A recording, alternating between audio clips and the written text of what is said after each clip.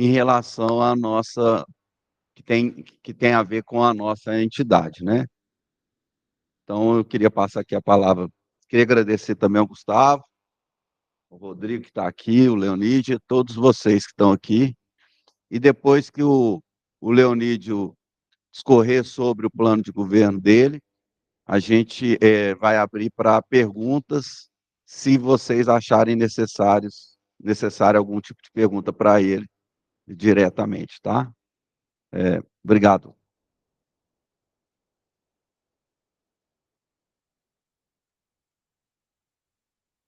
Bom dia a todos.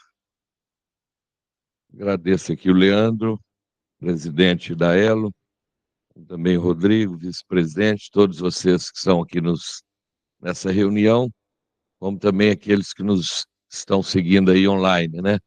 Estão no seu trabalho, em casa. Alegria estar aqui com vocês. Meu lado aqui também, o nosso pré-candidato a vice-prefeito, nosso amigo Gustavo Galassi, não Vasco. E que também poderá falar alguma coisa depois, já que nós trabalhamos aqui muito em conjunto. Leandro, é um prazer primeiro estar aqui, porque nós sabemos da importância das empresas loteadoras em todo o desenvolvimento de Uberlândia.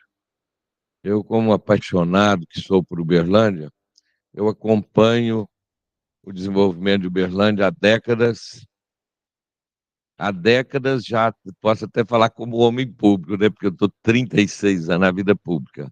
Né? Vocês sabem aqui, todo mundo, que eu fui vereador, quando ainda o Virgílio Galassi era avô do Gustavo, era prefeito pela terceira vez, depois fui vice-prefeito do Paulo Ferola, e quando ocupei as pastas de habitação e meio ambiente, na condição de vice-prefeito, e logo depois fui eleito deputado estadual, e também fui secretário em dois interstícios entre mandatos. Eu estive ainda na Secretaria de Serviços Urbanos e também na Secretaria de Agropecuária e Desenvolvimento. E estou no 6º mandato de deputado.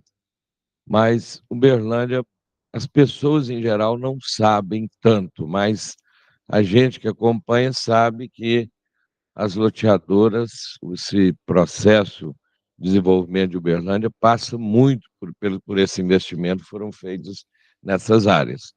E eu fui recentemente não sei se foi vocês que fizeram lá no Sabiá uma, um evento, e que lá trouxeram um palestrante que veio do Mato Grosso, que faz estudos, né, da, da venda de lotes no Brasil inteiro, de como estão os loteamentos, e Uberlândia em 5º lugar atualmente, né? Foram vocês que fizeram aquele evento. Ah, foi o Sinuscom. E a gente, mas vocês estavam presentes. A gente sabe da importância, então, das empresas para esse desenvolvimento de Uberlândia, esse segmento de vocês, que ele é crucial e marcou sempre a história de Uberlândia, de maneira muito positiva. E hoje nós estamos aqui, até me encaminharam aqui uma série de perguntas, mas eu gostaria de discorrer sobre algumas coisas aqui, mas me ater assim, no principal e depois até abrir também para quem quiser fazer as perguntas. É, mas eu vou pincelar aqui algumas coisas que foram faladas, mas antes disso, eu queria dizer para vocês que nós, ao longo dos anos, nós realmente nos preparamos para estar hoje nessa condição de pré-candidato a prefeito de Uberlândia. Isso não é uma vontade que ela é exclusiva, eu quero ser prefeito de qualquer maneira, não. Nós viemos que isso é uma construção de anos e anos, onde nós galgamos conhecimento, fomos juntando conhecimento, experiência, tanto a nível de Uberlândia como a nível de Minas Gerais, a nível, por exemplo, de Assembleia Legislativa. Eu sempre ocupei as presidências das principais comissões da Casa, como de Constituição e Justiça, de Administração Pública, que hoje eu sou novamente seu presidente, que é onde passam todos os projetos importantes da casa. E isso até faz com que o meu perfil ele seja sempre foi muito um perfil de executivo, mesmo dentro do legislativo. A gente sempre teve um perfil de estar nos cargos de direção, nos cargos do processo legislativo, nós estamos sempre à frente das discussões dos projetos na Assembleia. E não é à toa que todas as vezes que nós também estivemos no Executivo, nas pastas de secretaria, nós deixamos sempre um legado de colaboração com a sociedade. Porque eu vou resumir aqui para vocês que são empresários, eu sou um grande facilitador. Por quê? Nós sabemos que os governos, nós temos que estar orientando, nós temos que estar fiscalizando, mas, antes de tudo, para promover o desenvolvimento e para que tenhamos resultados almejados na criação de empregos, na melhoria da renda da população, ou seja, para que nós tenhamos uma visão social, é preciso, e eu tenho um entendimento muito claro, desde muito jovem, de que isso precisa e passa pelo desenvolvimento econômico. Não tem como. Né, você aí que já teve até familiares, foram meus alunos, você sabe que eu sou empresário desde muito jovem, né? Eu comecei fazendo medicina, ainda estudante, careca, que eu tinha passado o vestibular, fui chamado para dar aula no colégio que eu tinha estudado, que era o Colégio Objetivo, da família Andraus, que é daqui conhece, né? Família Andraus Gassano. E eu dei aula lá 2 anos. Depois eu abri o meu próprio cursinho, meus próprios colégios, e a gente tem instituição de ensino, sempre esteve à frente aí, desde ensino fundamental, infantil fundamental, até ensino superior. Mas eu sempre tive uma visão que os empreendedores, eles fazem realmente o desenvolvimento do país enquanto que eles trabalham para criar empregos, para melhorar a renda, e é justamente através dos impostos que o poder público consegue realmente atender àquelas necessidades básicas de um governo, que é criar melhor atendimento à saúde, educação de melhor qualidade e assim por diante.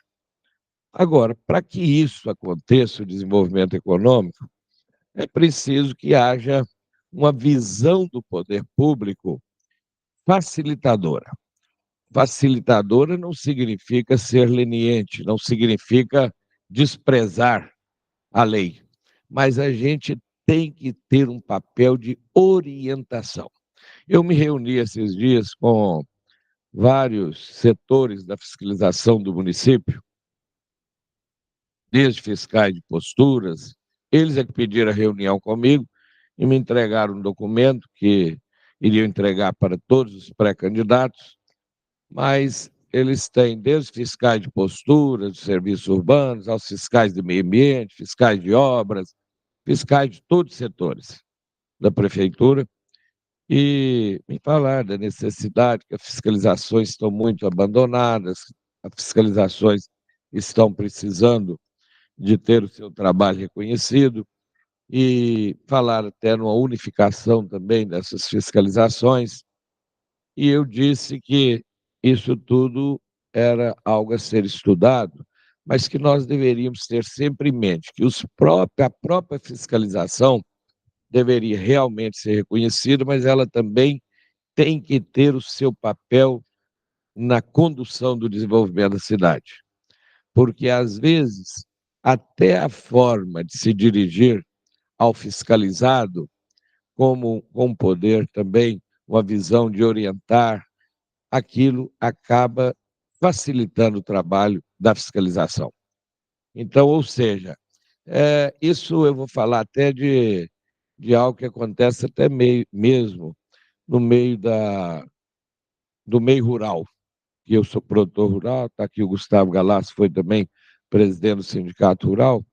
A gente sabe, por exemplo, que quando chega, quantas vezes nós já tivemos, até já usei a tribuna sobre isso, de que a gente vê uma fiscalização feita nas áreas rurais e às vezes os produtores se sentem quase que ameaçados. Eu já vi vários falar, não, a gente é tratado como se fosse bandido por uma questão ambiental.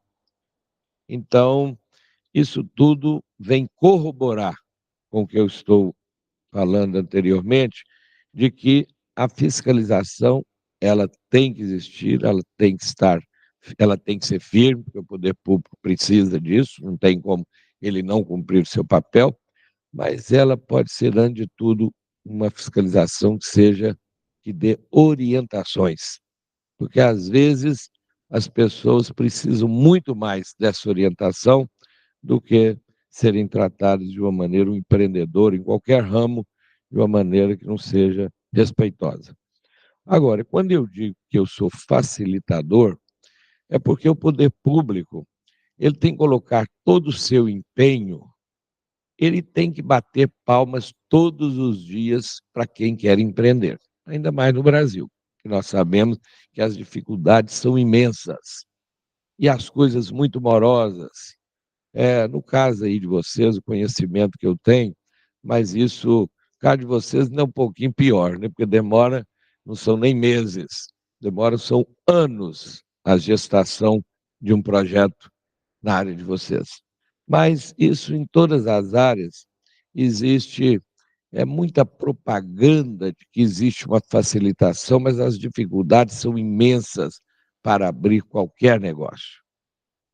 E muitas pastas envolvidas, é muita coisa envolvida, então acaba que consegue liberar numa outra, cria problema noutra área, quando não é, consegue resolver na postura alguma coisa, depois vai para a vigilância sanitária, aí conforme o tamanho do empreendimento, tem que ir para Belo Horizonte, uma cidade de quase 1 milhão de habitantes, vamos falar 800, mas com a população flutuante aí, passando muito disso. Então, a gente vê que empreender vai ficando cada vez mais difícil. Então, uma das nossas metas no nosso plano de governo em relação ao desenvolvimento é realmente que a Prefeitura de Uberlândia seja reconhecida nacionalmente, mas não em termos de propaganda, na prática, como uma prefeitura que abre as portas para o empreendedor. Todos os sentidos, nós vamos facilitar a vida do empreendedor. Eu vi aqui, Leandro, várias perguntas, né, que podem, para dar um caminho, né, para a nossa fala, mas eu queria também antes dizer, antes de adentrar aqui naquilo que é o assunto de vocês, dizer também que o Uberlândia vive um momento singular. Eu que estou nisso há muitos anos, toda eleição, nem todas, algumas todo mundo vê com muita tranquilidade, com muita facilidade, mas algumas são momentos realmente importantes de definição na história da cidade. Isso não tem dúvida nenhuma. E esse talvez não, esse é com certeza um desses momentos.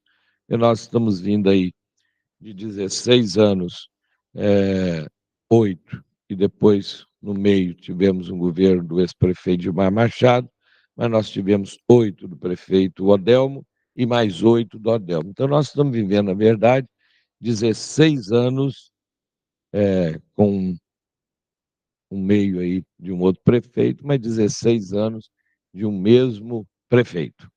E quando ele não pode ser reeleito, é evidente que nós estamos vivendo, então, um momento singular na cidade, de definição.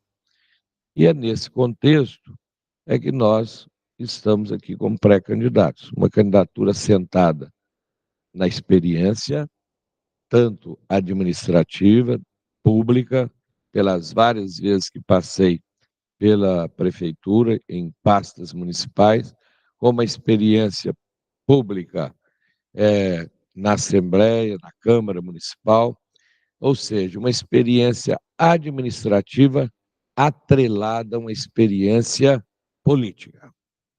E essa experiência política é que dá o- nos dá uma importância muito grande, no sentido de que nós temos portas abertas para facilitar o desenvolvimento de Uberlândia, tanto no governo estadual quanto no governo federal, porque nós temos uma vida de equilíbrio. Nós não estamos, é diferente. Quando a gente toma uma posição política que você pode tomar e deve tomar, mas na condição de gestor de uma cidade, você não deve ser ter uma ação política que desequilibre o jogo contra o seu município. Por exemplo, quando você toma medidas radicais, você vai ter portas fechadas em um ou outro governo.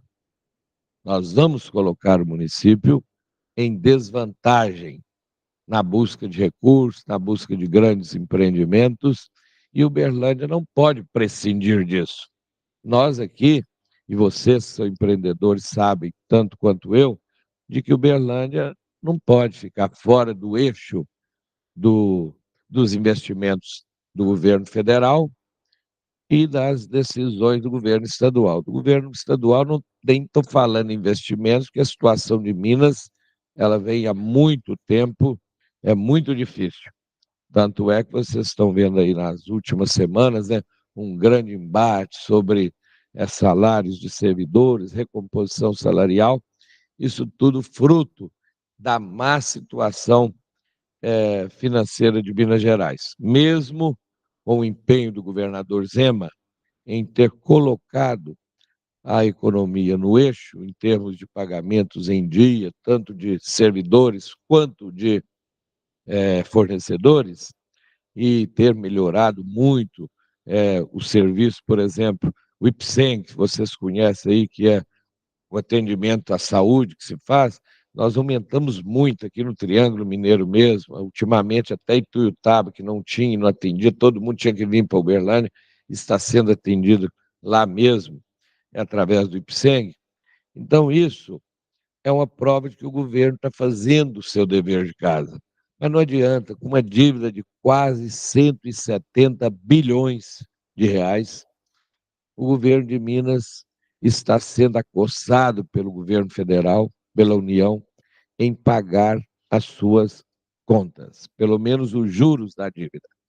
E esse juro, ele é muito alto, ele era o IPCA mais 4%, e não é pago já desde o início do governo Zema. Até porque se estivesse pagando, foi um liminar conseguido pelo governo anterior, de não fazer esse pagamento, que teria que discutir essa dívida, tinha alguns problemas relacionados à Lei Candir, que foi na época, lá atrás ainda, que eles desoneraram os produtos exportados e retirando deles a cobrança do ICMS, até porque nós não poderíamos exportar os nossos impostos. Então, aí, teria que fazer um encontro de contas dos estados com a União pela perda desse valor. Isso vem de 1997, chamada de Lei Candir.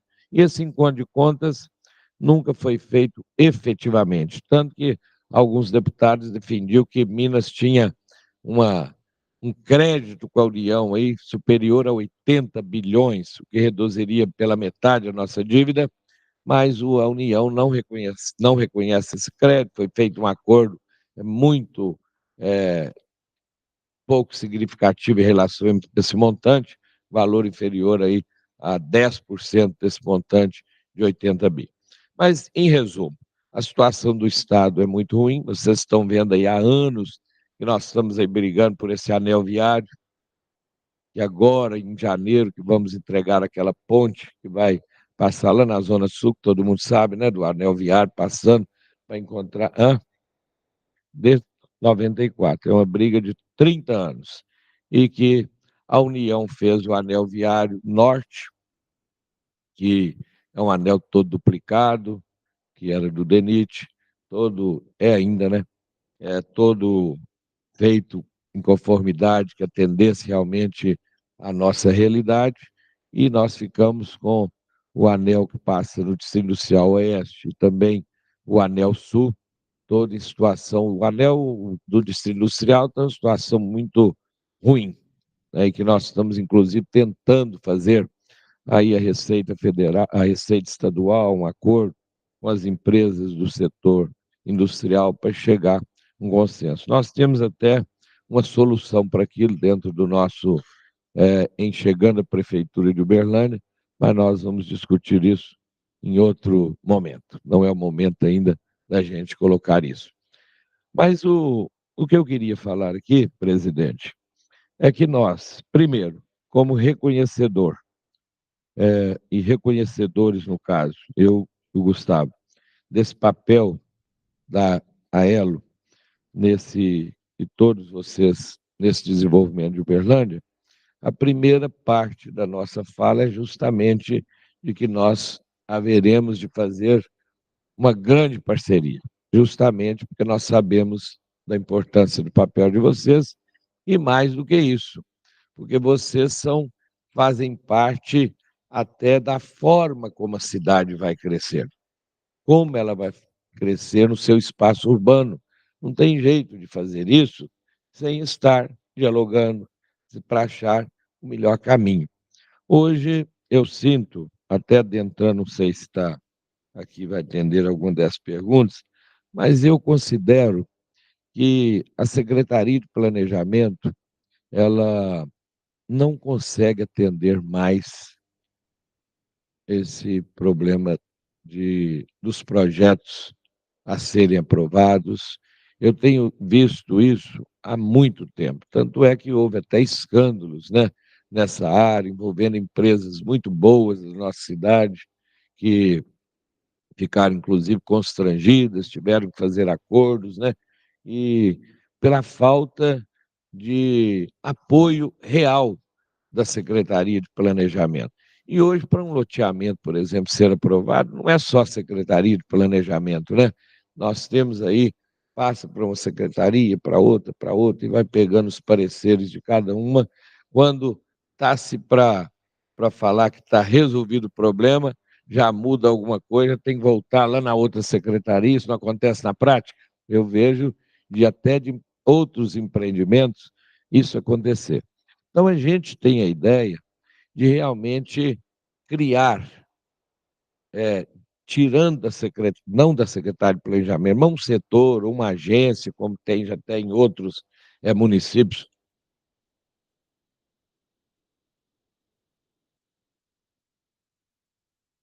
Exatamente.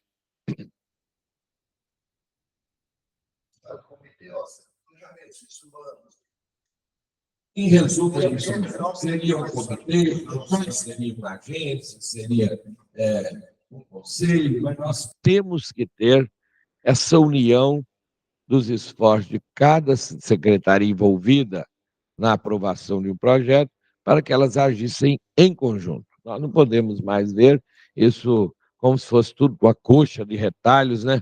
Onde cada uma não tivesse uma ligação com a outra. Isso, sem dúvida, melhora muito. E também com a participação de vocês. Eu vejo que esses dias uma pessoa, que eu não vou citar o nome, porque me falou nisso numa conversa privada, disse que Uberlândia é uma cidade muito bacana em termos de conselhos, que tem conselhos demais. Tem o Conselho da Saúde, Conselho da Educação, Conselho disso, daquilo, mas os conselhos não funcionam. Às vezes os conselhos não funcionam porque o conselho tem que funcionar, ele tem que ter transparência. Então, quando a gente fala que quer um conselho, aqui com a participação das empresas, nós vamos dar total transparência a esse encaminhamento, porque tanto na saúde como aqui nós não vamos entrar, nosso plano de governo, evidentemente, você falou, nós vamos até falar dos relacionados aqui vocês, porque na verdade nós estamos com um plano de governo fazendo muitas mudanças na área da saúde, né? Que nós estamos precisando de estabelecer protocolos dentro das nossas unidades de saúde.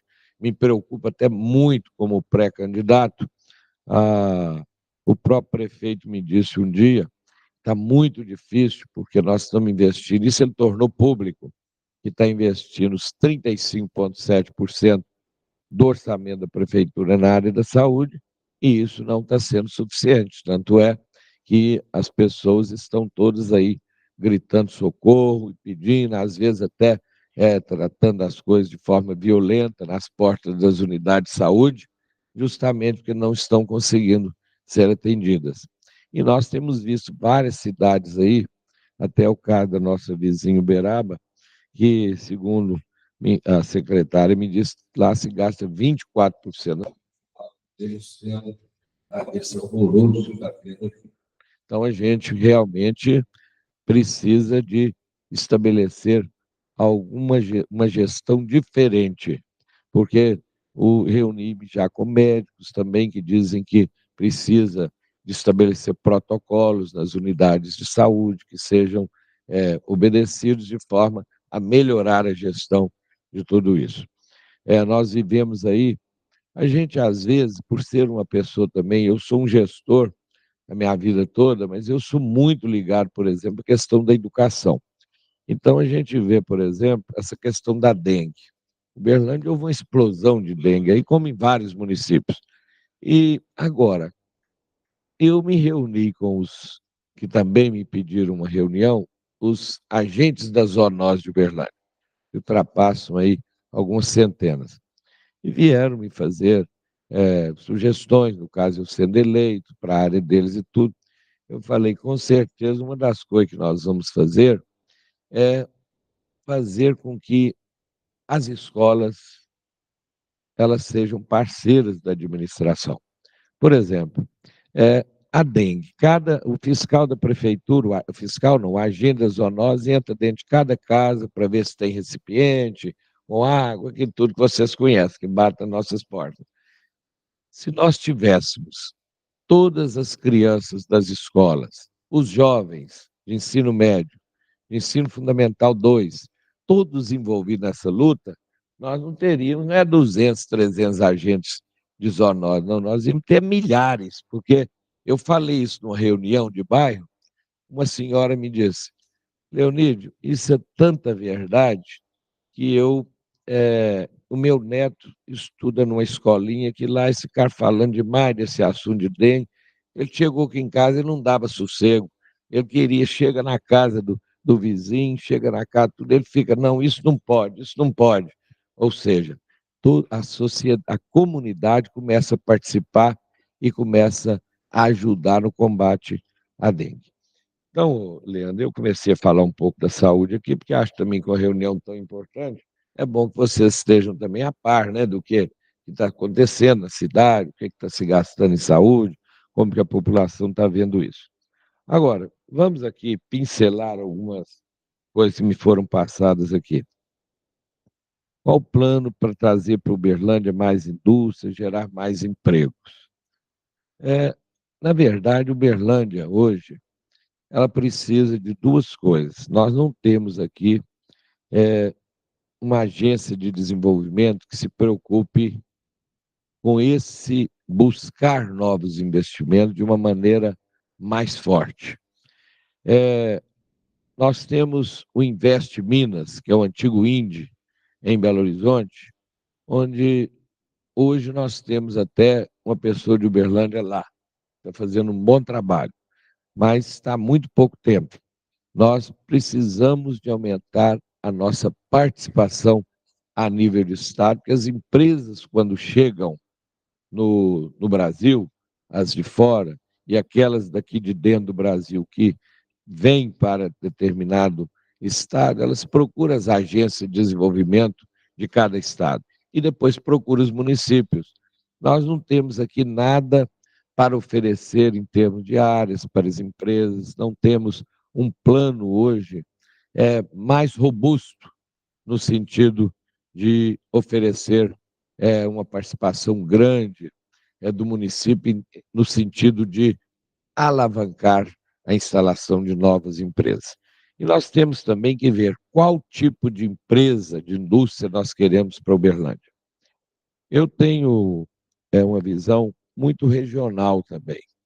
Uberlândia, lá atrás, há muitos anos atrás, tinha até uma Secretaria de Desenvolvimento que a gente falava no Pladir, Lá em 96, 97, o PLADIR era o Plano de Desenvolvimento Integrado na nossa região. Foi até comandado aí por uma ação do ex-prefeito Virgílio. E a gente sempre teve uma sintonia grande com a região. Hoje, a região está gritando para uma maior comunicação com Uberlândia, porque eu convivo com os prefeitos da nossa região há muito tempo, até a maioria deles, eles não votam aqui em Uberlândia, evidentemente, mas a maioria deles tem grande interesse no desenvolvimento de Uberlândia, porque as cidades gravitam no entorno de Uberlândia e eles estão quase que, não vou falar 100%, mas grande parte, quase que a totalidade, torcendo. Como eu disse, eles não têm ação política eleitoral aqui, mas eles estão torcendo para que nós possamos ter êxito nessa empreitada como pré-candidato a prefeito de Uberlândia e nas eleições. Por quê? Porque eu estou há anos e anos convivendo com a região, ajudando a região. E eu entendo que o desenvolvimento de Uberlândia, ele passa muito pelo desenvolvimento de Uberlândia, mas o de Uberlândia passa muito pela região. Por exemplo, eu vou citar aqui uma história que eu já contei.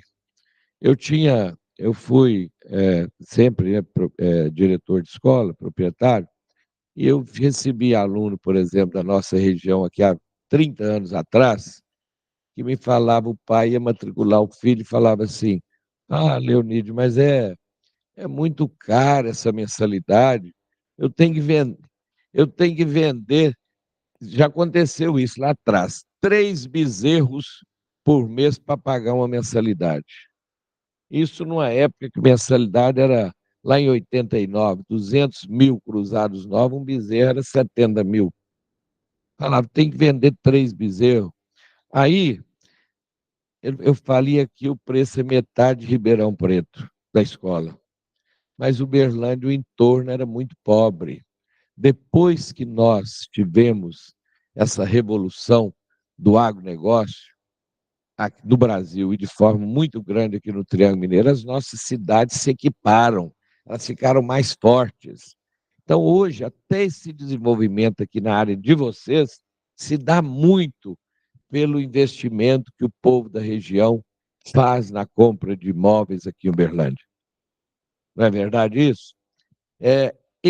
A renda cresceu, então aquilo que a gente falava no passado, que a região de Ribeirão Preto era uma Califórnia brasileira e é muito rica, nós aqui ficávamos longe, porque Uberlândia, que era uma ilha nesse desenvolvimento, e bem menor poder aquisitivo que era na época em Ribeirão, mas hoje Uberlândia cresceu, desenvolveu, mas o entorno também se desenvolveu e vem colaborando muito com o desenvolvimento de Uberlândia. Então, a gente até saindo um pouquinho, mas falando do desenvolvimento aqui de Uberlândia, presidente, na verdade nós temos que ter um comitê regional aqui também de desenvolvimento da nossa região e que estão todos dispostos a participar, os prefeitos, as câmaras municipais da região, que eles falam Uberlândia, sabe como que eles se referem a Uberlândia? Uberlândia é a nossa mãe. Eles falam desse jeito, os prefeitos, as lideranças políticas da região. Então, eles torcem para Uberlândia. Como diz um amigo meu lá de Tupaciguara, né? Ele fala assim, a melhor coisa do mundo é morar aqui em Tupaciguara, isso ele falando, a cidade que eu nasci, que eu conheço todo mundo, mas saber que tem um aeroporto ali em Uberlândia que eu posso ir, e saber que tem Uberlândia que tem tudo para eu resolver lá em Uberlândia. Então, o povo da região, eles amam Uberlândia. Então, nós também temos que participar com essa força que Uberlândia tem do desenvolvimento da região. Nós temos que ser parceiro do governo do Estado. O governador pode muito bem vir aqui em Uberlândia e dentro, usando a sala até da prefeitura, reunir com os prefeitos da região. Nós temos que ter os canais abertos para a nossa cidade. E isso mostrando que aqui existe um espaço apto para os empreendedores em toda a região do Triângulo. E Uberlândia, de forma especial, porque nós aqui podemos ter aquelas indústrias, aqueles empreendimentos que tenham mais tecnologia, que possam agregar mais valor, que tenham menos danos ao meio ambiente, que nós temos que cuidar, que foi perguntado aqui também, e já vou aproveitando, já entrar nesse assunto também, que foi me perguntado aí sobre as mudanças climáticas, como que, é que a gente pensa em fazer. Na verdade, dentro dos setores de vocês,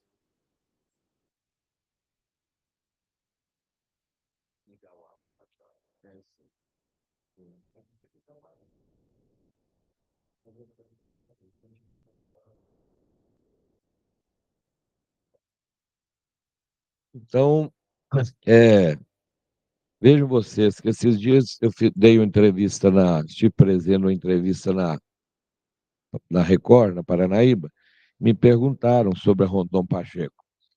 É claro que, quando foi feita a Rondon, era aquele ambiente de entendimento, até ambiental, que existia na época. Não tinha outro entendimento. Era muito comum as avenidas sanitárias, né, que se fazia as avenidas e fazia o empreendimento, as redes pluviais, as galerias embaixo, e isso foi feito. Foi construída em uma grande avenida que hoje é a principal artéria da cidade. Agora, é claro que com o adensamento populacional, nós teríamos aí, mas na época não se cogitou que pudesse ser tão grande esse problema, porque como as áreas se tornaram o solo impermeável, né? O adensamento que houve no Santa Mônica, Tibere, em todos os bairros e para cima, é claro que aquela água ia ter que escoar, já que não havia mais a permeabilidade do solo e aí os problemas nos córregos ali, São Pedro, Jataí, Córrego da Lagoinha e assim por diante. Então, hoje nós podemos minimizar isso porque a visão do meio ambiente hoje, do problema climático, ele é diferente, ele é muito mais amplo, existem muito mais estudos. Então, quando se vai fazer um loteamento, tem que preocupar com as áreas de parques, né, com as áreas que tornem realmente, deixem áreas permeáveis. Então, tudo isso, hoje, a visão é diferente. Agora, como solucionar os problemas do passado?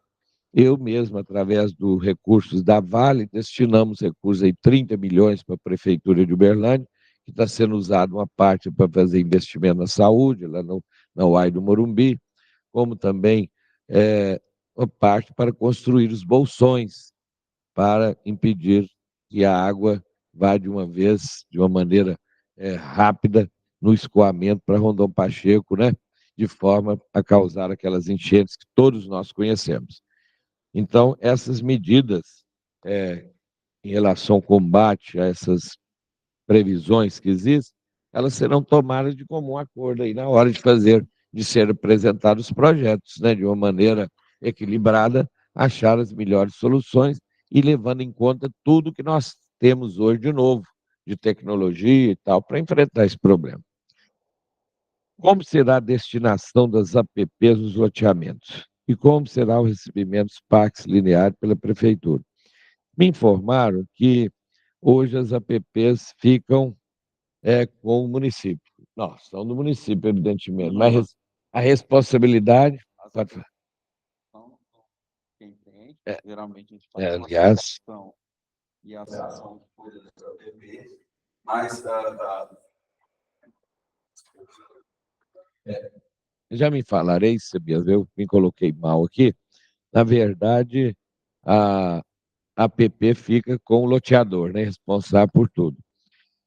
Eu acredito que nós temos que achar uma solução para isso, até porque a gente não sabe, não tem jeito da gente prever uma loteadora ter que viver 50 anos ou 30. Isso tem que ter uma solução, uma parceria entre o município e a empresas loteadoras para a gente achar uma solução.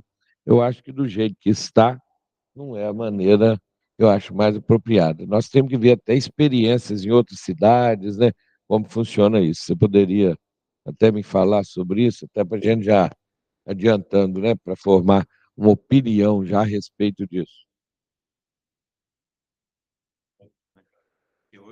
além de ficar com a PP, o proprietário.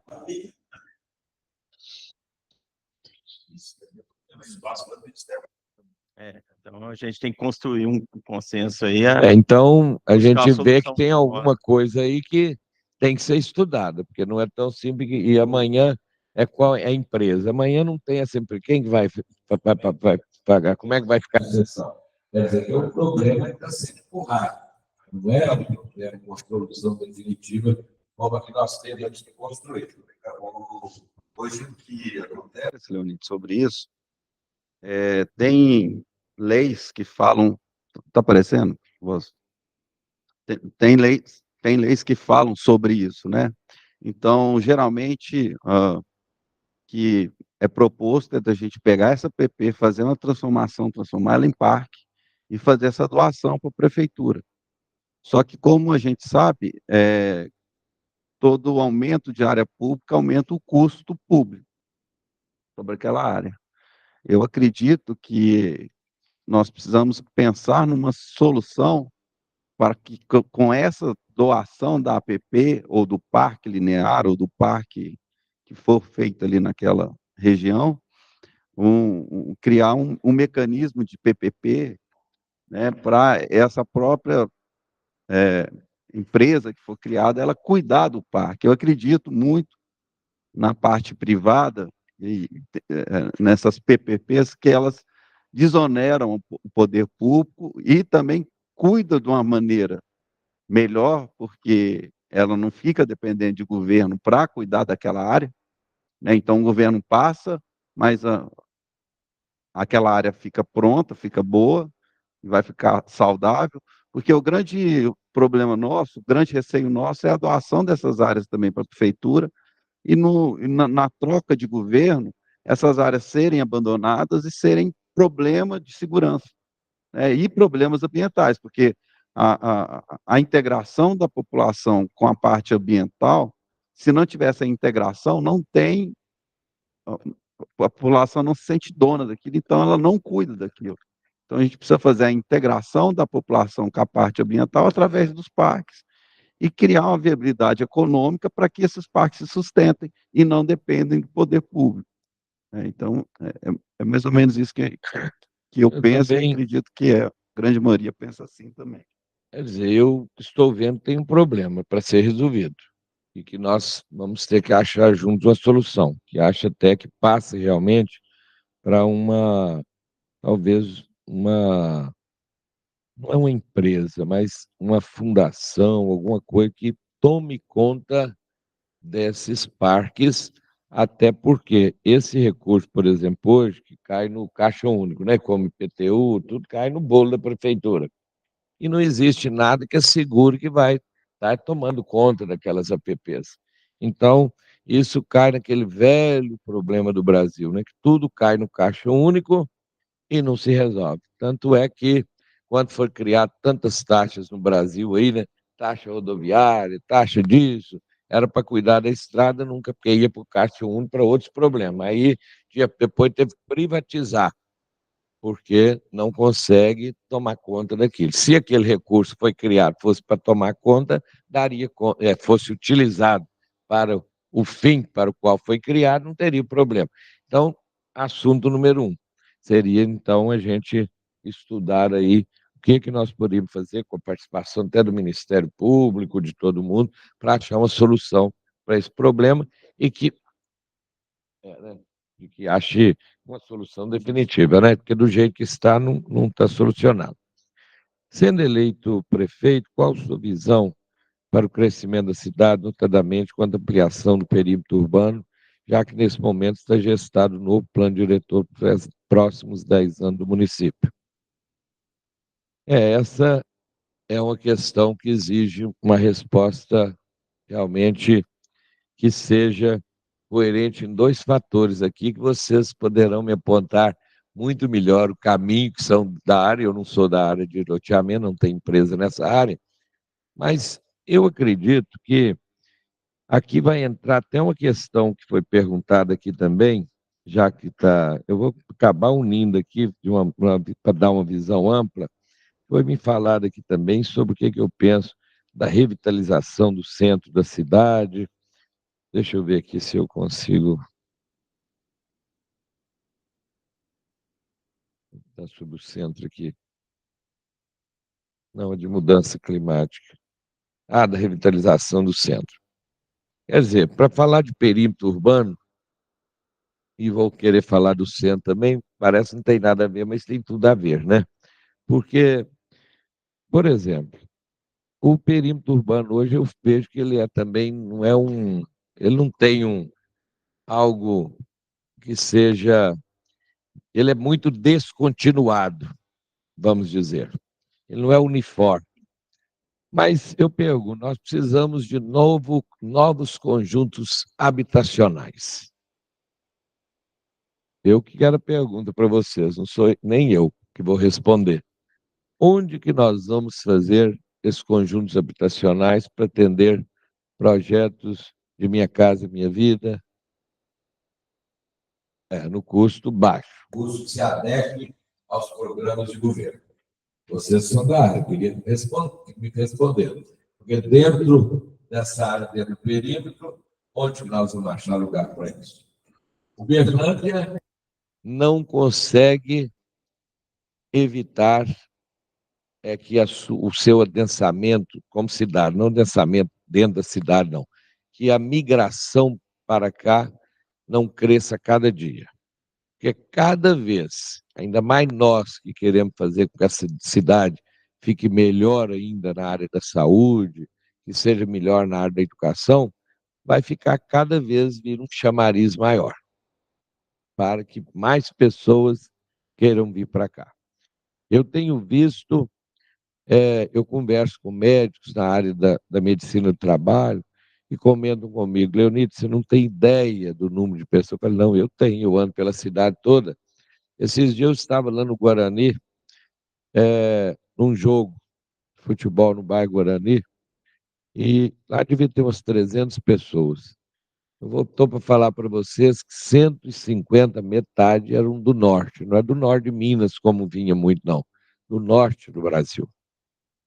E muita gente do norte, nordeste, norte e tal, e que a gente vê isso como Uberlândia, uma cidade que o povo quer vir para a cidade, para Uberlândia.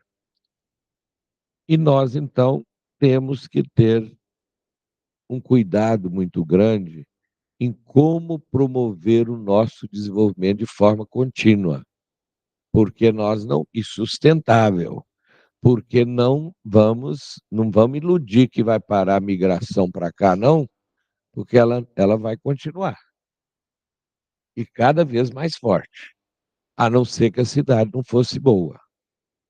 E hoje eu vejo o principal, quando eu disse aqui que nós estamos vivendo um momento singular, é porque nós estamos vivendo aqui um momento onde Uberlândia ou ela caminha para conseguir controlar esses problemas nossos relacionados à educação, saúde, trânsito e uma mobilidade urbana, mas muito mais importante, a gente conseguir manter a cidade com o controle da sua qualidade, que envolve todos esses setores que eu disse, ou ela vai seguir aquilo que eu tenho falado muito para o Gustavo, né, Gustavo, que nós temos conversado, ou ela vai seguir o caminho de toda grande cidade brasileira, que é o quê?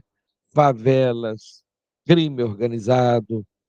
Nós temos aqui, a reunião está sendo online, então provavelmente está sendo até gravada, não aqui, mas gravada, porque online, outro pode estar gravando também, que é natural e pode ser gravado, mas nós temos, por exemplo, problemas que eu tenho discutido aí, não só de PCC, mas de Comando Vermelho. Uberlândia já está com graves problemas nessa área. Eu nem sabia, esses dias tive a informação, que eu pensei que era só um desses que estava aqui em Uberlândia, já está vindo outro também, já está instalado. Então, significa que nós temos um trabalho muito árduo pela frente, no enfrentamento a tudo isso. E isso eles tomam conta, são das áreas desprotegidas. Aquele Glória, que vocês sabem, que foi fruto lá de uma invasão, que aqui também está falando sobre invasão, que depois, aquilo era uma área lá, 20 São, você sabe todo mundo onde é o Glória, né?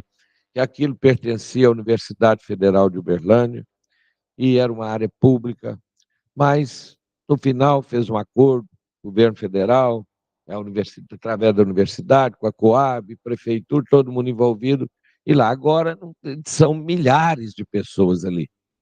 Então ali agora não tem como deixar abandonado, como ficou muito tempo.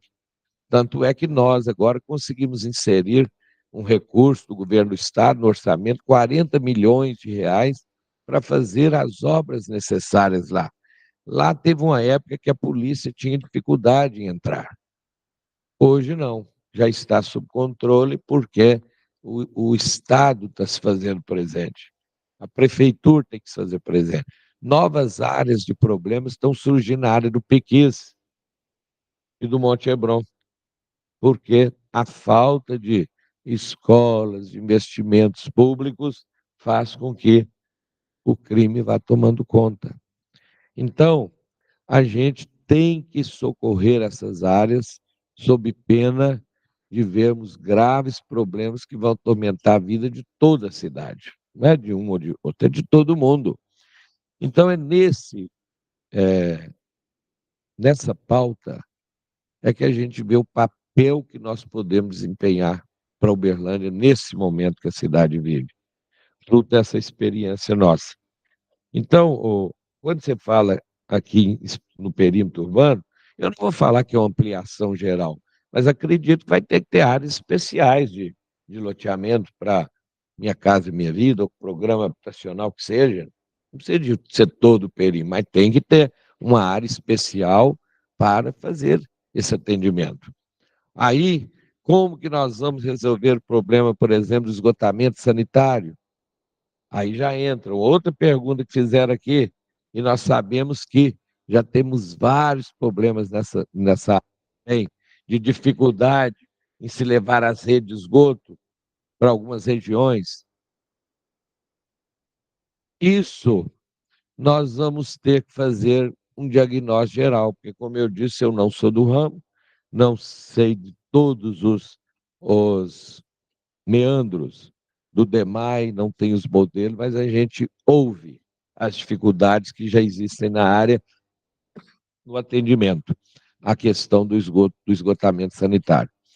Foi-me trazido também um problema da área de vocês, que é a questão do chacareamento que está sendo feito no entorno de Uberlândia, que estão sendo criadas muitos setores de chácaras numa área muito próxima, 2 quilômetros da cidade, né? 2 quilômetros, muito próximo. Eu pergunto, na hora que a cidade chegar nessas áreas, nós temos que prever o futuro. Aí nós vamos ter setores de chácaras dificultando o crescimento e sem saber como que nós vamos resolver esse problema, porque sem esgotamento sanitário, porque as chácaras usam as fossas. Então, a cidade tem que ser pensada para o seu futuro. E quando eu disse que vocês são essenciais nesse processo, é porque realmente vocês não tem como não ser discutido com vocês. Veja a questão, por exemplo, do que faz a falta de um planejamento. Hoje, a prefeitura, como eu disse, ela tem que cumprir o seu papel de fiscalização.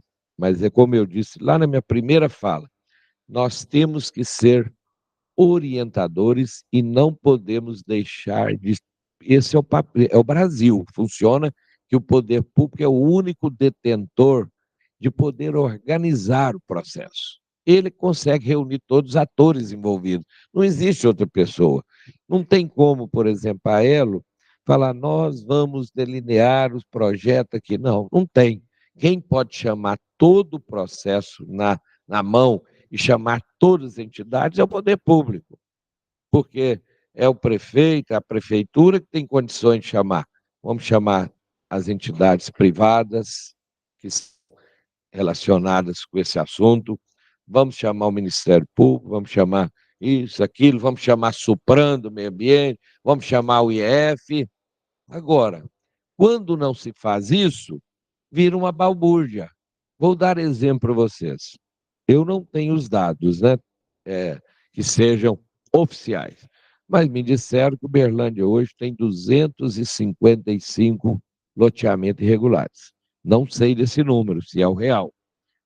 Me falaram que tem oficialmente 157 e o total, na verdade, são 255.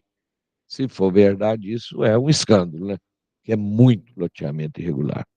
E aí está envolvido desde assuntos antigos, como você pega ali, indo para Patrocínio aqui, Monte Carmelo.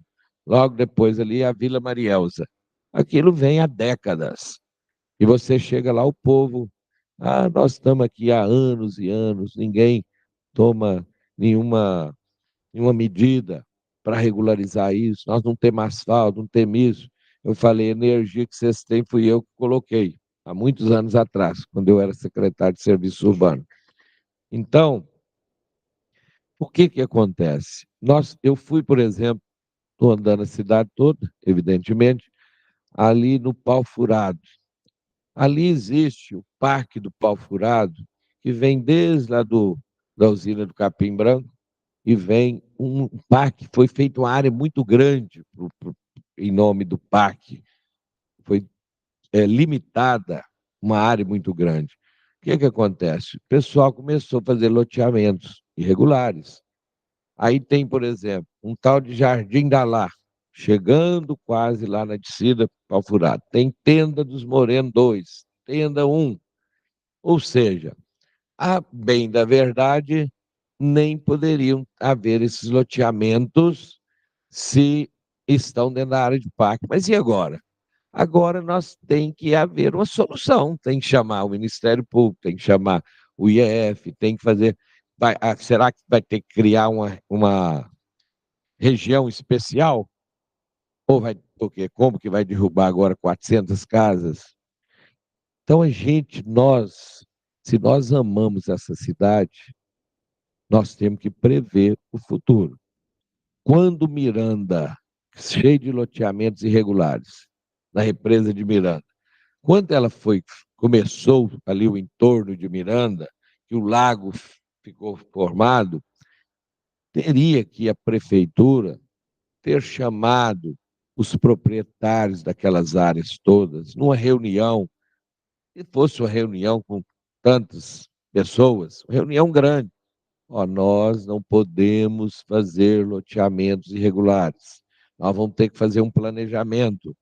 Nós vamos querer que vocês vendam os lotes, mas dentro de um planejamento.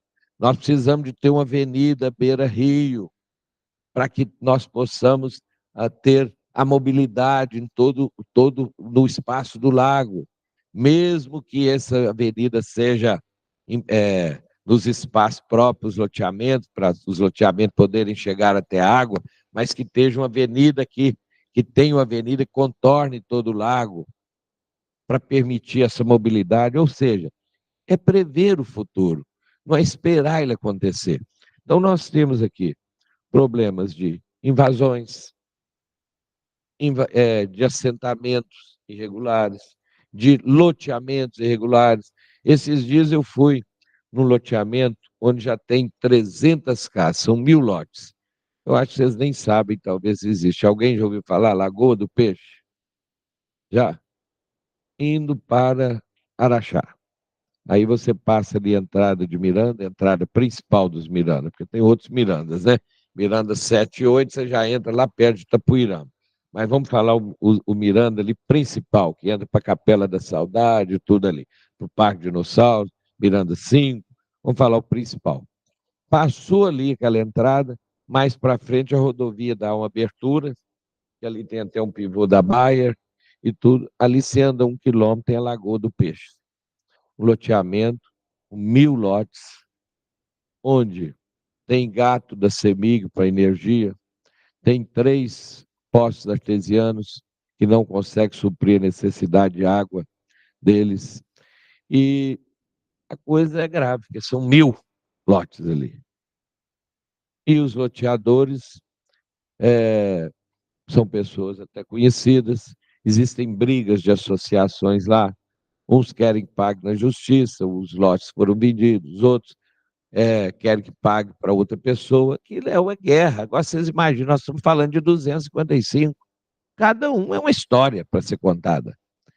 Agora, como daqui a pouco, se não tomar uma resolução quanto a isso, nós vamos ter 1.000. Indo ali para Campo Florido, tem água limpa 1, 2, 3. Não para.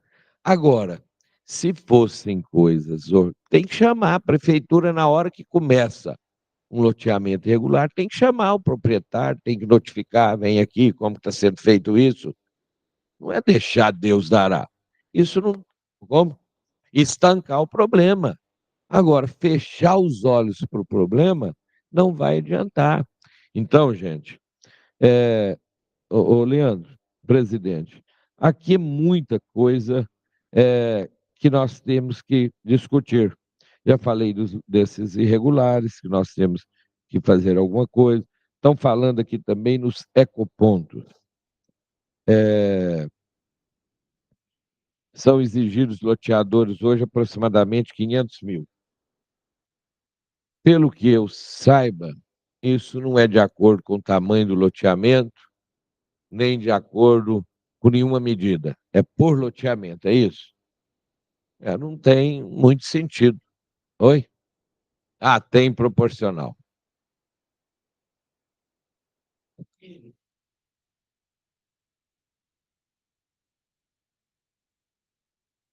No geral. E também vai para o Caixa Único. Pois investido na criação do ecoponto. Nunca vai entrar Caixa Único para pagar o funcionário. Isso é uma boleta do município. A gente sabe. Lá eu acho que a Caixa Único fala com o microfone que está sendo gravado. Dar um depoimento e talvez uma contribuição para a sua campanha. Lógico, olhando aqui para o nosso negócio, para os desenvolvedores, loteadores, eu vejo que a questão é muito complexa. E você humildemente relatou, né? Você não é da área, você não entende. Deputado, eu penso que é preciso colocar pessoas do meio para ajudar nessas questões. Conversar um pouco mais conosco, entender um pouco mais dos nossos problemas, porque eu diria o seguinte, se o prefeito tem um parceiro, esse parceiro, um deles é sem dúvida o desenvolvedor, o loteador, porque é o cara que ajuda a fazer a cidade. A gente pega uma área bruta, faz um projeto, esse projeto vai redundar depois em inúmeras coisas, e a gente tem que entregar pronto. A gente entrega com asfalto, com a infra toda, com energia, e entrega pronto. Então, se existe um parceiro de um prefeito para desenvolver e fazer uma cidade, é o loteador desenvolvedor. Eu acho que é preciso a gente pensar um pouco sobre isso, e botar pessoas boas para trabalhar nisso. Então, se a gente é visto como um parceiro, vamos tentar entender os problemas. E hoje nós temos problemas diversos, muitos. E um dos grandes problemas que nós temos é burocrático. Todo mundo aqui, os meus companheiros aqui, sem dúvida, tem mais tempo de cadeira do que eu. Eu convivo com isso há 5 anos. É muito difícil você desenvolver um projeto e você levar 3, 4, 5 anos para botar o projeto na rua, né, para a gente poder abrir vendas, né? Você começa gastando 5 anos, depois você vai abrir venda depois de 5 anos. Então, se tiver alguém, um conselho que eu daria para você agora, nesse momento, porque eu vejo a sua campanha com muito otimismo, e vejo das pessoas que aí estão, um dos mais preparados para fazer a gestão de Uberlândia, talvez seria o senhor. Então, ouvir essa galera aqui, deputado, eu acho que faz muito sentido, porque é um setor que fomenta a economia. Não houvesse o desenvolvedor loteador, não haveria o incorporador. Concorda comigo, Leandro? Então, todo o mercado imobiliário está ligado a isso aqui. Eu agradeço o seu tempo de poder ouvir e da gente poder estar conversando, e espero que a gente possa fazer outras mais durante a sua campanha, contribuindo contigo para entender de todos os problemas que a gente passa no setor de desenvolvimento aqui em Uberlândia. Obrigado aí. Deputado, eu queria só completar um raciocínio, né? Eu queria citar alguns números que a maioria das pessoas não tem noção dos números que cada loteamento de até 500 lotes contribui com a economia da cidade, né? E, além disso, a gente faz com que a construção da cidade seja de uma maneira inteligente e sustentável. A nossa defesa é sempre ter planos de habitação e não ter invasões. As invasões acontecem porque não tem planos de habitação. A invasão ela tem dois tipos de pessoa: a pessoa que ganha com a invasão e a pessoa que está precisando de habitação. Então, a gente pensa que se a gente atender o pessoal que precisa de habitação de uma maneira mais inteligente, a gente acaba com as invasões. E é o que você começou a conversar no início, não deixar Uberlândia ter favelas, né? E os números nossos, eu fiz um compilado, de repente eu errei por alguma aproximação, mas um loteamento de 500 lotes, nós geramos 200 empregos diretos. Nós geramos mais de 500 empregos indiretos na elaboração do projeto. Nós injetamos na economia, no mínimo, 30 milhões de reais, que seria mais ou menos o custo da obra, de uma obra pequena, né? E aí, à medida que a obra vai aumentando, esse valor vai aumentando, né? Nós geramos, ao longo do loteamento, mais de 3 mil empregos, fora o investimento que as famílias fazem dentro daquele loteamento. E a gente precisa ser escutado, a gente já, pela associação, estamos buscando o nosso espaço, a associação ela foi feita para a gente buscar o nosso espaço de uma forma conjunta. Hoje somos mais de 30 empreendedores que trabalham aqui em Uberlândia para o desenvolvimento do Uberlândia de uma maneira certa, sustentável e inteligente. E eu queria só deixar esse recado, né, completando a fala do Zé Inácio. Só para você entender, quando eu falo parceiro, é porque é de verdade parceiro. Essa região nossa aqui, Granja Maria de Deus, região leste, está aí o Rodrigo, para que a gente resolvesse o problema de esgoto dessa região, nós investimos. Nós criamos um emissário que sai dessa região, que vai levar o esgoto lá na estação de tratamento. Então, nós não estamos resolvendo o problema do nosso investimento. Nós estamos resolvendo um problema do município também, da região. Eu quero te dar mais um exemplo, né? Quando a gente vai desenvolver uma área, em teoria, eu teria que dar solução para o problema da minha área. Então, estou falando de drenagem, devia estar falando de drenagem da minha área. Se eu estou falando de esgoto, devia estar falando de esgoto da minha área. Mas não é assim. Hoje a gente é visto como uma pessoa que vai resolver os problemas também do município. Eu vou falar, por exemplo, que as divisas aqui do Grande Marileusa, né? Nós estamos fazendo um grande projeto de drenagem. Eu não resolvo o problema da minha área, eu tenho que resolver um problema do município, que desagou ali dentro da nossa área as águas de todo o Umuarama. Aí, quando eu for desenvolver, então, deveria ter a força do município também para estar ajudando na solução daquele problema. Isso vale para qualquer região, tá? Nós vamos falar da região do Alvorada. Nós temos uma pequena área lá para desenvolver. Quando a gente vai tratar o problema, eu tenho um problema de águas do Alvorada que deságua dentro da minha água, dentro da minha área. Como é que eu tenho que resolver um problema do município para poder desenvolver? Então, aqui são grandes parceiros do prefeito. Não sei se vocês veem da mesma forma que eu vejo, mas se o prefeito tem algum parceiro para desenvolver uma cidade, é o desenvolvedor, é o loteador. Eu acho que tratar isso, como eu sou de empresa, a gente trabalha com metas. De repente tem uma meta. Será que a gente não consegue, por exemplo, ter um projeto do começo ao fim sendo aprovado em... Vamos colocar uma meta pouco ousada, 1 ano? 1 ano para você ter um negócio assim desenvolvido, todas as etapas do projeto e fazer acontecer um loteamento? Isso não é impossível não, viu, deputado? Isso é perfeitamente possível. Se você tiver bons técnicos reunidos com vontade de fazer acontecer, eu acho que consegue fazer. Eu agradeço as palavras iniciais antes, mas e você chegou um pouco depois, eu já tinha falado da importância da participação de vocês no crescimento da cidade, no desenvolvimento. Quanto a esse tempo de aprovação, é até triste ouvir isso, né? Porque 1 ano já é muito tempo, né? É muito tempo. Não tem. Ah, não, hoje é 3, 4, 5. Mas eu queria... Ah, tá. O principal órgão da contratação do Brasil hoje é o GAPOAB, que é um São órgão Paulo. estadual em São Paulo. Prazo médio do GAPOAB, que reúne o Estado de São Paulo, e no seu conselho tem cadeira da L, cadeira de empresas privadas, é 180 dias. 6 meses. Isso aí eu acho que é um prazo máximo que eu ia falar. Eu cheguei a pensar, me desculpem aqui, talvez até ousadia de falar o que eu vou falar, eu cheguei a pensar que existia até, era um consenso entre vocês, de que esses projetos demorassem. Sabe por quê? Não, eu cheguei na minha, por não saber, não ter, né, dessa área, falei, talvez até para dar tempo para se fazer a venda dos imóveis, porque não tem sentido. Não, olha onde que chega, porque eu fico estarrecido de imaginar que tenha projetos que demorem 3, 4, 5 anos. Deputado, isso o senhor falou geralmente o que o pessoal pensa Pensa. sobre nós. Né? É sobre, É existe um sobre nós. consenso, né? Porque o pessoal fala que o loteador ele é um especulador. E nós não somos especuladores.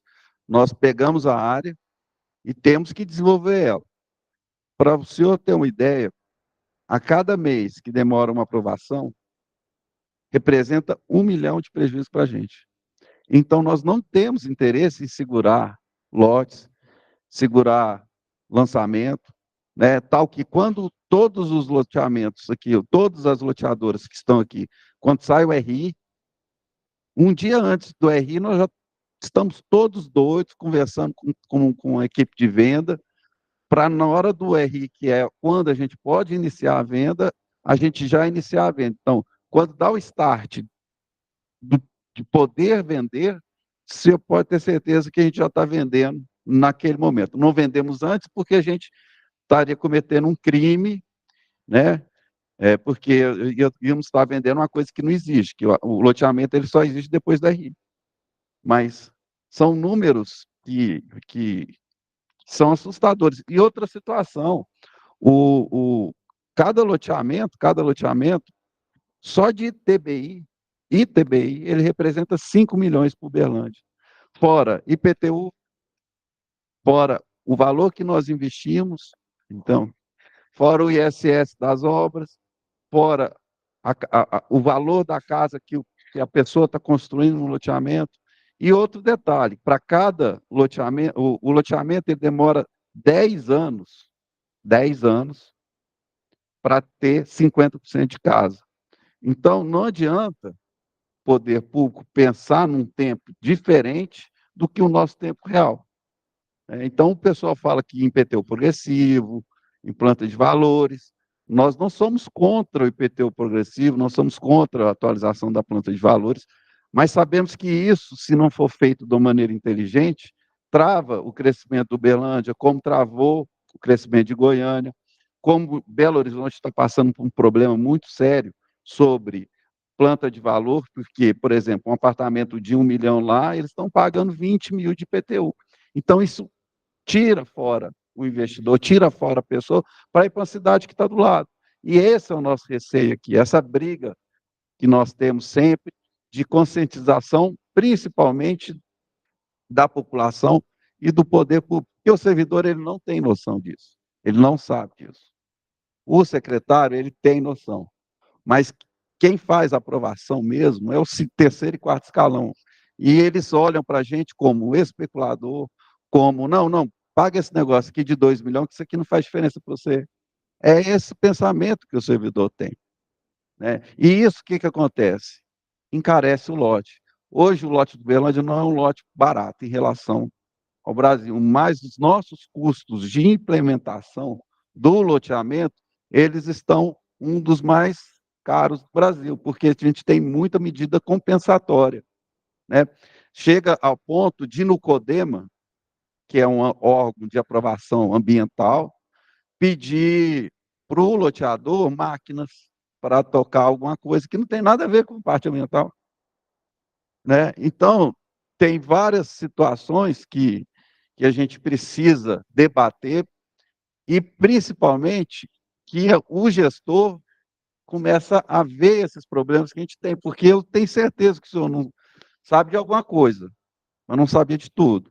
Eu tenho certeza que o prefeito sabe de alguma coisa, mas não sabe de tudo.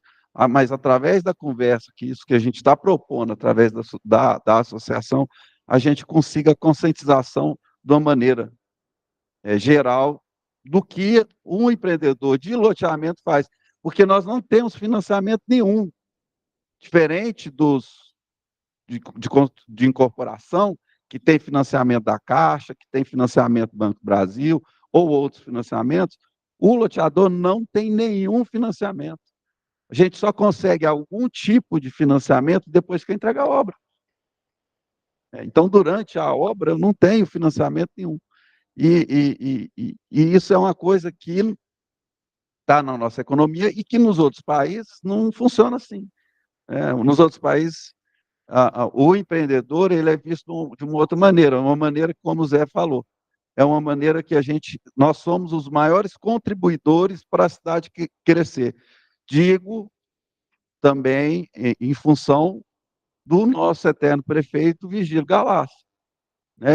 Eu falo, e isso aí eu deixo claro para todo mundo, que Uberlândia hoje só teve o crescimento que teve graças ao Virgílio Galassa, porque ele era um loteador, ele via a cidade no futuro. E aí eu tenho vários casos que depois eu posso contar dele com meu avô, conversando sobre o crescimento do Uberlândia junto com o Odel. Mas eu acho que não é o caso aqui, e vamos continuar. Ô, pessoal, bom dia. Para quem não me conhece, eu sou o Gustavo Galasso, eu sou sócio também aqui da Elo, né? Junto com a empresa da família, meu primo está ali, o Fernando. E esses dias a gente estava, eu converso muito com o Leonídio, e esses dias a gente escutou uma frase muito interessante. A impressão que a gente tem é que o desenvolvimento da cidade ultrapassou a capacidade de gestão. Aí a gente parou para pensar, e tem razão, se você pensar, se eu citar dois exemplos aqui, Leandro, um foi a saúde, que quando, lá atrás, a UFO estava sobrecarregada, foi pensado nas UAS. E hoje, se a gente for analisar, não houve um projeto para pensar a saúde a longo prazo. Nós vamos ter que começar a repensar toda a saúde. Outro exemplo, se você der o exemplo da Rondon Pacheco, que lá atrás ela foi pensada, não tinha nem trânsito para a capacidade da Rondon naquela época, que eles falavam que o Virgílio Galassa era louco de fazer uma avenida daquela, e hoje a gente está vendo um problema muito sério da mobilidade. A minha participação junto com o Leonídio, a minha escolha de estar participando disso como pré-candidato junto com ele, me deixa muito à vontade, porque o Leonídio, se a gente for comparar, que é uma coisa que eu não gosto de ficar comparando, mas de todas as quatro, ou se surgir mais alguma opção para prefeito, é o único empresário que emprega mais de 3 mil funcionários direto e indireto. É o único produtor rural entre os 4 candidatos. É o único que tem a formação médica, que passou em primeiro lugar no concurso de medicina da UFO. E ele tem essa experiência política de mais de 30 anos. Então, sim, e passando por várias pastas dentro do executivo. E isso me deixa muito à vontade, assim, eu não estou do lado de uma pessoa que veio aqui a brinquedo, não. E o Leonídio também não sabe o clique que ele está arrumando, me colocando de vice, porque tudo isso aqui, eu tenho conversado muito com o Leonídio. Nós tivemos uma participação do Leandro, junto com a Elo, lá na formação do plano de governo, que foi muito importante. Porque isso, Leandro, que você levou, a gente já estava falando. E mostrando para alguns segmentos que a gente está numa coligação mais ampla, e as pessoas assustam quando a gente começa, por exemplo, IPTU progressivo. Nós estávamos conversando, o professor, com essa ideia de IPTU progressivo, falou assim, professor, tem regiões da cidade, se você der o lote para a prefeitura, de graça, para ficar livre, porque não tem mercado, não tem segurança, não tem comércio, não tem nada que você fizer no lote vira. São algumas regiões.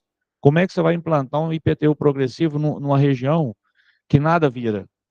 Entendeu, Leandro? E aí, quando a pessoa escuta isso, ele começa a cair a ficha, Zé. Porque, sim, você tem lugares que são bem valorizados, que o valor cabe, que o valor venal até ser corrigido, a gente sabe disso, mas tem outros que, sinceramente, o cara falou assim, não, eu não aguento mais pagar o IPTU porque eu não consigo fazer nada.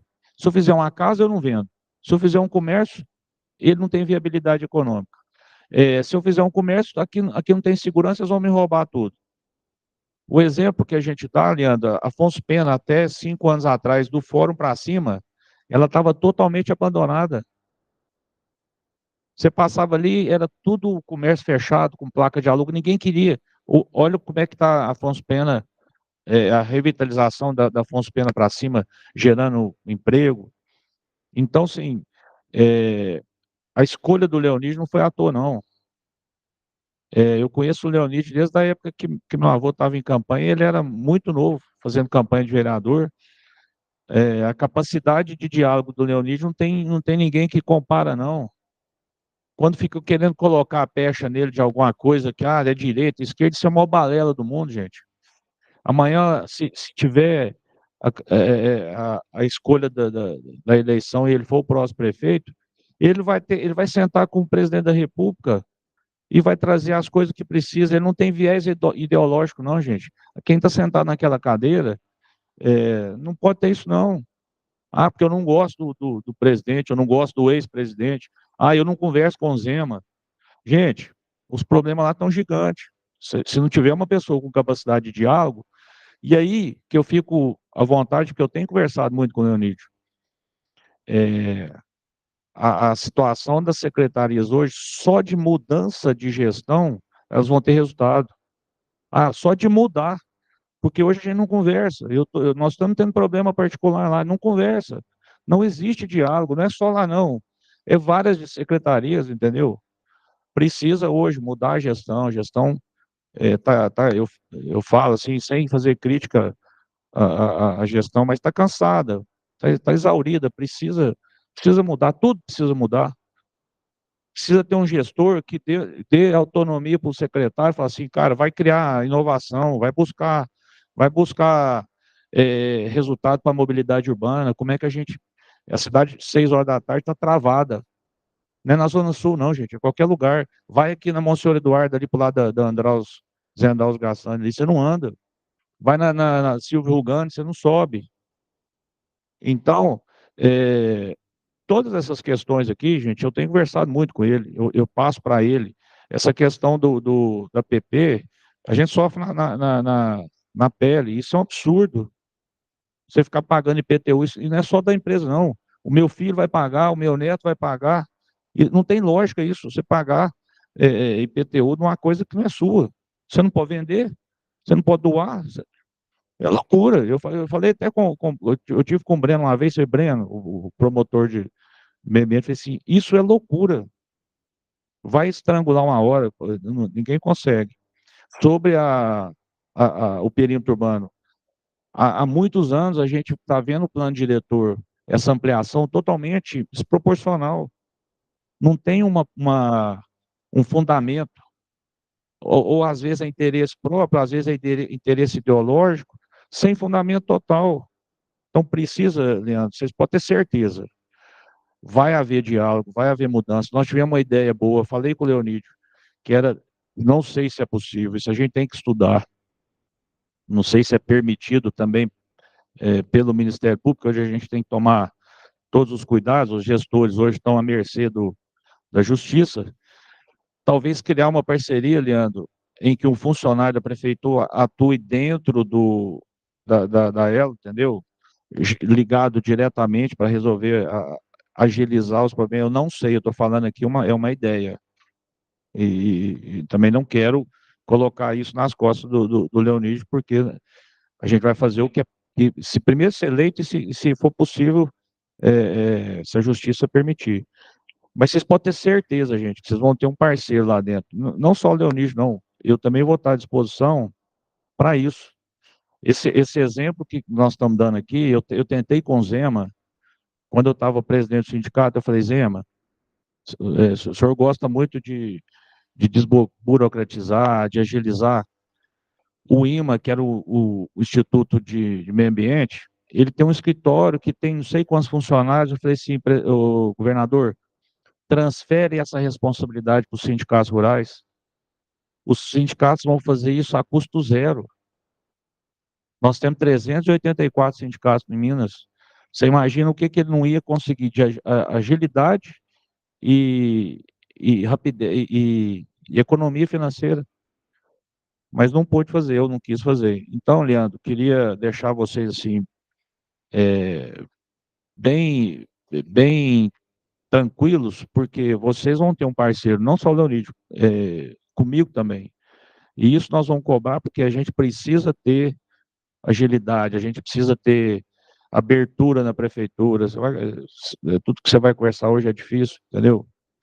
E eu tenho certeza que porque o Leonídio tem essa capacidade de diálogo, não é de hoje, não, e nem é porque é pré-candidato a prefeito, não. Isso é natural dele. É natural dele. Às vezes ele é questionado, mas você participou de um outro governo? Participou, porque ele tem essa capacidade de diálogo. Isso é a qualidade dele. Sem contar que é um gestor, produtor rural, é, tem um conhecimento profundo na área de educação, certo?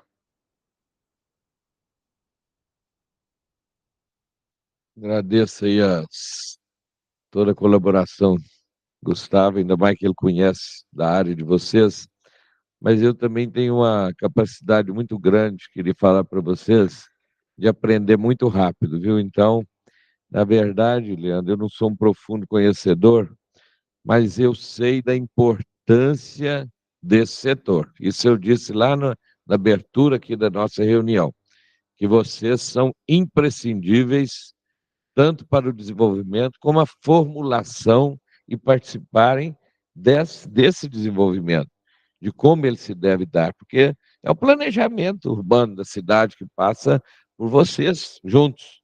Não tem como pensar nisso isoladamente.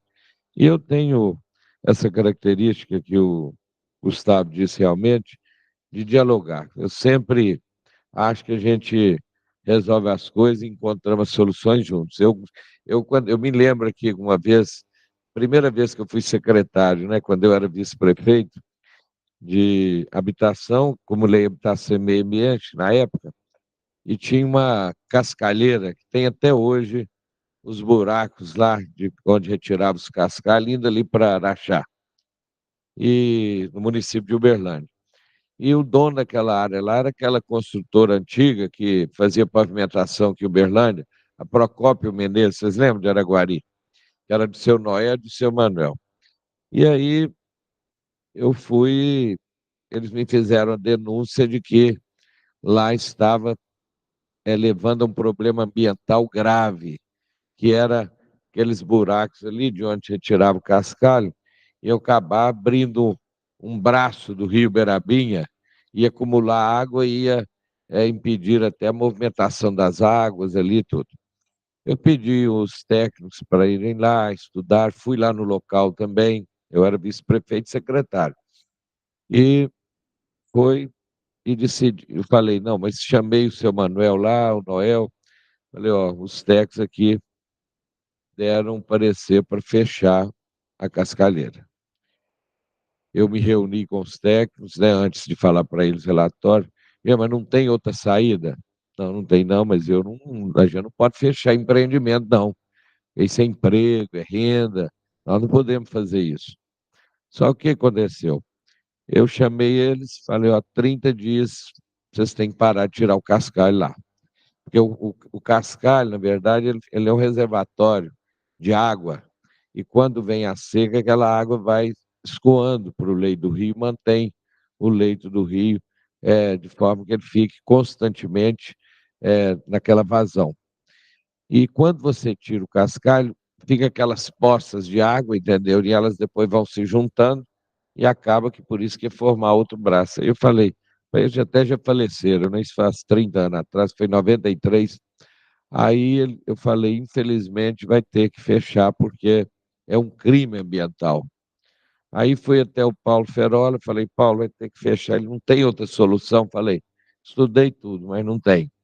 Ou seja, a gente é a favor do empreendimento, a gente é a favor de fazer as coisas que tragam desenvolvimento, mas a gente tem que ouvir todo mundo para saber se acha a solução. Quando tem, tem.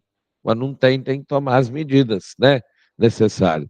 Eu sou o Leonide, é isso. Eu sou aqui, não é um pré-candidato que vem aqui para agradar, para falar. Nós vamos resolver juntos, porque eu não vejo concebível me falar que tem um projeto que demora 3, 5 anos, para ser aprovado. Isso não é concebível.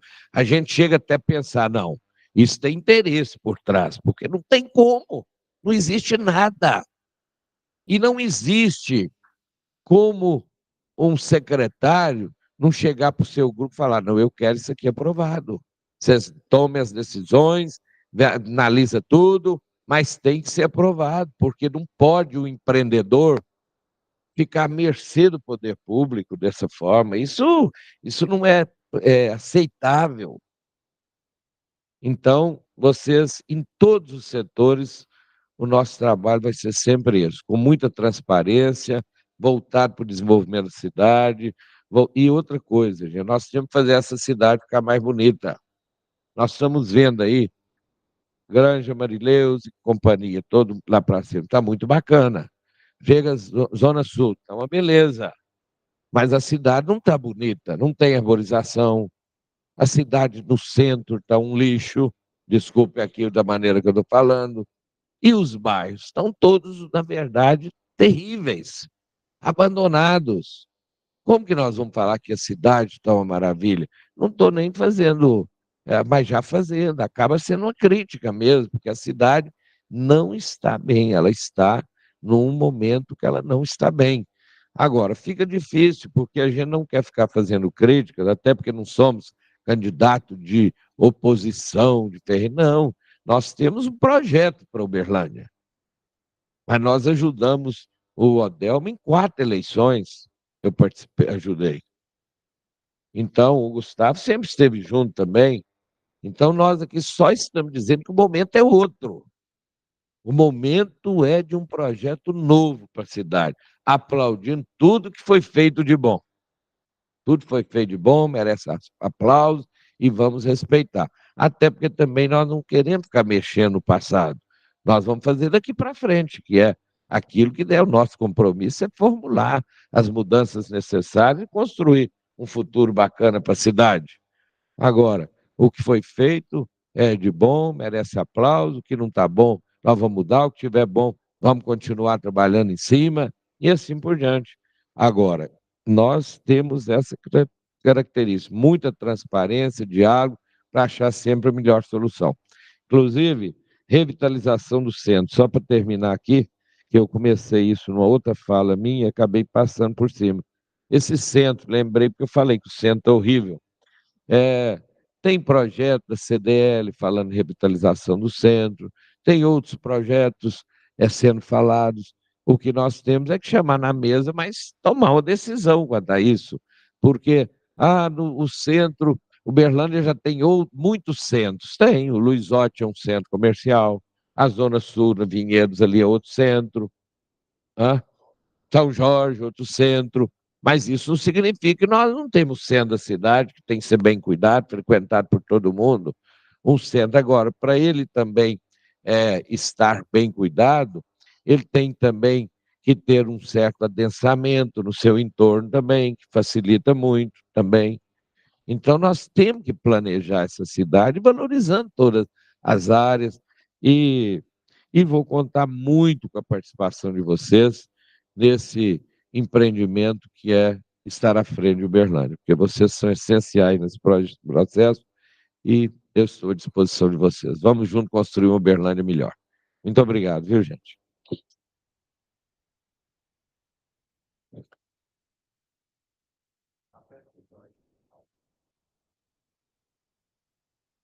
Bom dia, eu sou o Rodrigo, eu estou como um dos vice-presidentes da Elo. Queria agradecer a presença de vocês aqui E queria voltar em um ponto que eu acho que é muito sensível para o nosso setor. Nós falamos muito do problema de aprovação, problemas aí das APPs, do IPTU, mas tem uma questão que ela deixou de existir nesse governo para a gente, que é a questão das invasões. Isso é uma questão muito sensível para a gente, porque na época do Gilmar Machado, nós sofremos demais, demais da conta, quando era o governador Pimentel, a Dilma presidente, e a gente sabe que isso é uma responsabilidade do governador, né, com a polícia, mas o prefeito deu uma grande força nisso também, né, em falar que é para atuar mão pesada nesse assunto, para não ter invasão de forma alguma. E a gente sabe que virou um comércio, né, essa parte de invasão. Nós tivemos áreas invadidas, vizinhos nossos invadidos, e a gente conheceu todo o comércio por trás, que o pessoal invadia, vendia e passeava para a próxima área, né. Então, só esse detalhe, se pudesse falar um pouquinho só nessa parte, se voltasse, né, porque a gente sabe que o governo federal é favorável a isso, não o estadual, mas o federal é bem tendencioso a isso, né. E como é que vocês enxergam nessa parte de invasões aqui, caso eleitos? Eu acho que nós temos que ser muito sérios nesse tratamento, porque uma coisa é você ter política habitacional muito boa para impedir esses acessos a essas invasões. Eu sempre fui muito claro quanto a isso. Eu respeito a propriedade privada. E acho que quando nós não respeitarmos a propriedade privada, nós estamos dando um tiro no calcanhar de todo o nosso sistema jurídico. Isso não tem o menor sentido. Então, quanto a isso, eu sempre me posicionei contrário. Acho que o poder público, mesmo você dizendo aí, algumas áreas foram ocupadas, inclusive o próprio Glória, não foi no governo do Gilmar, foi no governo anterior, foi. E nós temos aí muitas áreas que foram, que eu acho que a administração ela tem que ser mais firme nesse sentido. Agora, nós temos que ter política habitacional boa. Por exemplo, quando nós fomos secretário lá atrás, e antes mesmo esse projeto já tinha começado, eu dei sequência nele, foi criado no governo do Virgílio, através do Fundo Municipal de Habitação, tinha um fundo municipal que funcionava muito bem, nós fizemos o bairro Seringueiras. O bairro Seringueiro, o Vasco saiu ali, também ele conhece. A gente tem o loteamento com a infraestrutura, e as pessoas fizeram as casas como mutirão. Não foi nem financiamento da Caixa. A própria Diocese de Uberlândia, na época, me procurou para fazer uma parceria com a Secretaria de Habitação, que era o secretário. Eles pegaram lá tantos 100 moradores. Eram 1.350 lotes, depois tivemos mais 600. Mas fizeram, como que faziam? A Diocese tinha um carnezinho, todo mundo da catedral ali pagava o carnezinho para ajudar na construção da moradia. Ô, Hélio, a pessoa no final de semana, aquele tanto de gente ajudando, erguer os muros, fazendo as casas, não era nada financiado pela Caixa, só o terreno com a infraestrutura e as pessoas faziam a sua, as suas casas. Agora, uma ação colaborativa é a comunidade, todo mundo participando. Agora, você poderia. Exatamente. Pode algum, porque aí nós estamos trabalhando contra o próprio poder público e contra todo mundo que empreende, todo mundo que trabalha, porque a pessoa, por mais simples que tem, ela trabalha, ela faz o seu esforço, financia a sua casa, financia o seu terreno. Aí nós vamos dar guarida para quem vai, invade tudo. Nós não podemos permitir isso. Agora, e nisso houve leniência, porque tem bairros aqui bem próximos de nós, frutos de invasão, e que está lá o povo, sem água, sem esgoto, sem nada. Não podia ter deixado, ou então ter chamado esse povo e falar, ó, nós temos uma área ali que nós vamos lotear para fazer, para retirar. Agora, se não tem uma ação rápida, vira o que virou. E nós não podemos permitir isso. Aí a gente.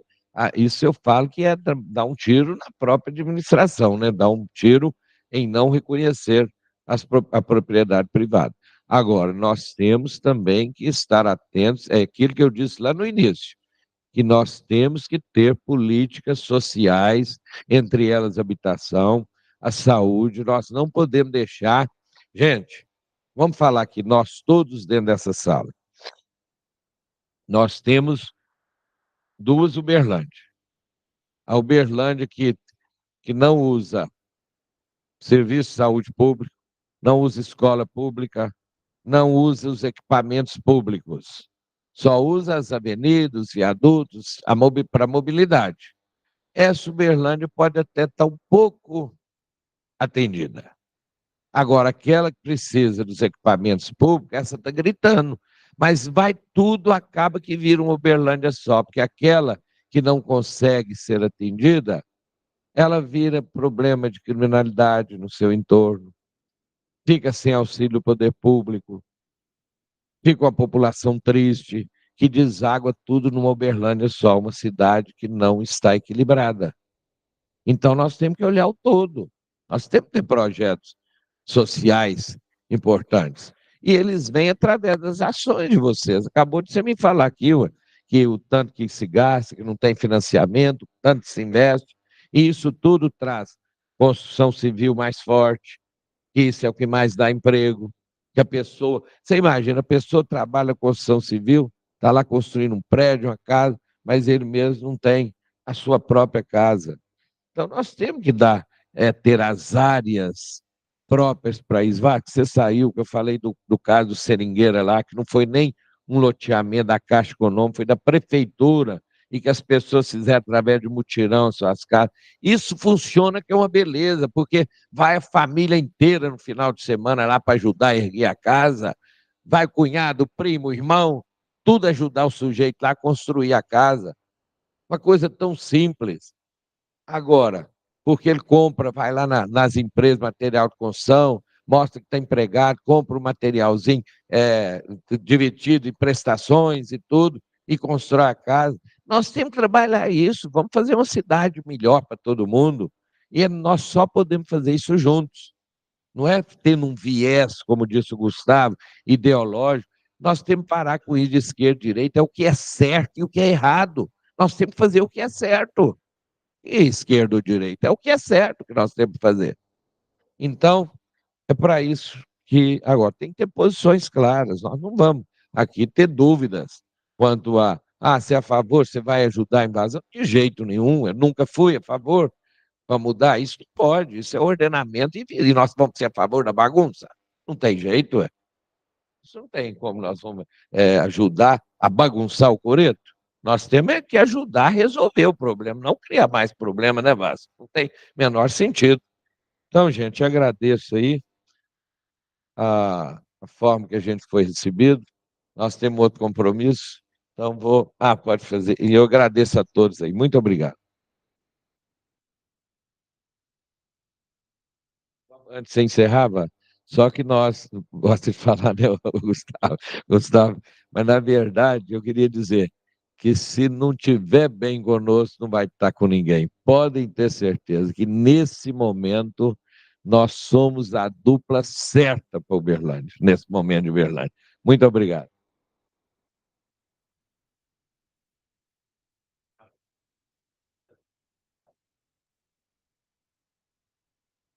Ok. Agradecer ao deputado Dionídio, Gustavo, e eu acho que falar que no final do dia a Elo tem que ser um grande parceiro para a montagem dessa nova realidade, né? A gente hoje escuta falar muito em inteligência artificial, em tecnologia, e a gente está vivendo ainda uma era de burocratização, demorando 30 dias para tirar uma restrição de uma área, um negócio que poderia ser online. Então, eu acho que usar o corpo técnico da Elo, que é o mais importante, tá? Porque não é eu, Zé Inácio, o Leandro, né, o Rodrigo, o Gersim que estava aí, né, a diretoria, os presentes, mas sim o corpo técnico, esse que está estudando, que tem condição de levar para vocês o melhor do planejamento urbano. Eu acho que hoje a gente vê uma Secretaria de Planejamento realmente sobrecarregada, pesada, e que não tem condição de pensar a cidade. E aí, para melhorar o que a gente faz, só essa cidade sendo pensada em termos de mobilidade, de novas infraestruturas, de novas tecnologias, tá? Então, agradecer a vocês e colocar a ela à disposição, através do nosso presidente, passar a palavra para ele aí, para ele encerrar. Bom, eu queria perguntar se alguém tem algum questionamento aqui para o deputado. Bom, não. Então, eu queria agradecer a presença de todos. Essa é a primeira reunião que nós estamos tendo com os pré-candidatos, uma reunião que eu acho que tem muita valia, né? E a Elo, ela é uma entidade apolítica e que a gente precisa trazer para os nossos associados são as informações para que eles consigam decidir, né? Da melhor maneira que cada um achar que deve ser. Queria agradecer muito a presença de vocês. Estamos tentando fazer a agenda com os outros pré-candidatos. O Leonídio, junto com o Gustavo, foi o primeiro a se dispôs. Nós já abrimos aqui. E queremos continuar com essa